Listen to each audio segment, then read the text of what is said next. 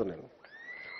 ఎందుకంటే నేను నిన్న ఎందుకు క్షమాపణ చెప్పాలి, ఎందుకు క్షమాపణ చెప్పాలి? నేను బాధ్యత అడిగాను, మీ ఓట్లు అడిగాను నేను.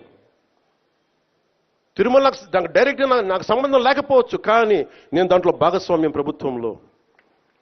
మీరు నారా చంద్రబాబు గారు గెలవకపోయినా, నేను గెలవకపోయినా, 164 మంది ఎమ్మెల్యేలు గెలవకపోయినా టీటీడీ బోర్డు ఎక్కడి నుంచి వస్తుంది? చైర్మన్ ఎలా నియమితం అవుతాడు? ఆయన ఈఓ ఎలా నియమితం అవుతారు? ఈఓ ఎలా నియమితులు అవుతారు? మేము గెలిస్తేనే మీరు, అది ఎక్కడి నుంచి వచ్చింది మాకు గెలుపు? మీరిస్తే. అందుకు మీకు నేను క్షమాపణలు చెప్పాను. నేను కోరుకునేది ఒకటే, ఎప్పుడో చెయ్యని తప్పుకి జపాన్ లాంటి దేశంలో ప్రధానమంత్రి ఆయన పుట్టక ముందు జరిగిన తప్పుకి ఆయన పార్లమెంట్లో క్షమాపణలు చెప్పాడు. మనం నేర్చుకోవాల్సింది అది. వాళ్ళు చేయకపోయినా 3 తరాల ముందు తప్పు చేసినా క్షమాపణలు చెప్పారు.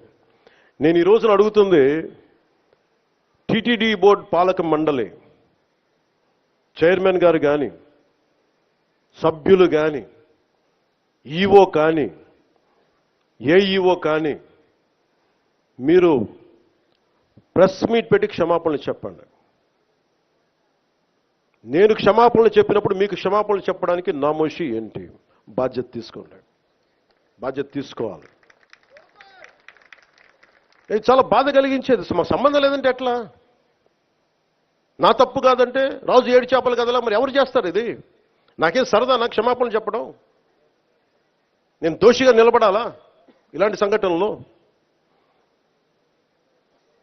అందుకని ఎందుకు నేను డాంపెన్ చేశాను, ఎందుకు తగ్గించాను సంక్రాంతి సంబరాలంటే, వాళ్ళు ఎంత గొప్పవాళ్ళంటే చనిపోయిన 6 మంది వారి కుటుంబ సభ్యులు దేవుడు పట్టుకెళ్ళిపోయాడు అంటున్నారు.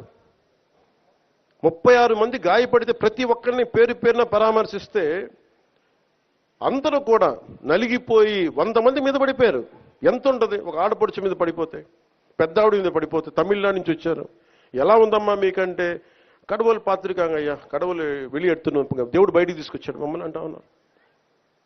ఎంత పెద్ద మనసుతోటి సరిగ్గా చూసుకోలేదయ్యా మమ్మల్ని, కానీ ఏం చేస్తాం, మా కర్మ ఇలా కాలిందని. అది దేశం తాలూకు దౌర్భాగ్యం. ప్రజలు ఇంత బాధ్యత ఇప్పుడు కష్టం వచ్చినప్పుడు ఎంత అద్భుతంగా చెప్పారంటే నాకు కన్నీళ్ళు వచ్చినాయి. నాకు నిన్న కరిగిపోయాను నేను. వీళ్ళ క్షమాపణలు చెప్పదు ఇంకెవరికి క్షమాపణలు చెప్తాం?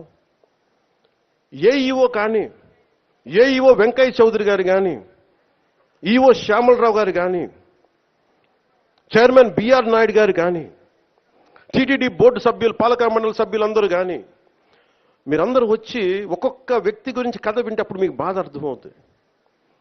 క్షమాపణలు చెప్పండి. మీరు క్షమాపణలు చెప్పి తీరాలి, వేరే దారి లేదు మీకు.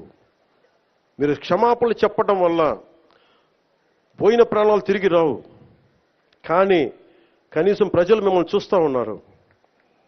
అది మటుకు జ్ఞాపకం పెట్టుకొని అందరూ తగ్గి క్షమాపణలు చెప్పండి. చాలా అవసరం ఇది. ఎందుకంటే ఈరోజు రాష్ట్రం మొత్తం, దేశం మొత్తం మీరు చేసిన తప్పుకి సంబరాలు జరుపుకోవడానికి ఆలోచిస్తూ ఉన్నారు. 4 లక్షల మంది ప్రజలు గరుడోత్సవాలకు వస్తే క్రౌడ్ మేనేజ్మెంట్ చేయగలిగే వాళ్ళు అక్కడ చేయలే. 2500 మంది. చాలా బాధ అనిపించింది. Lack of management, crowd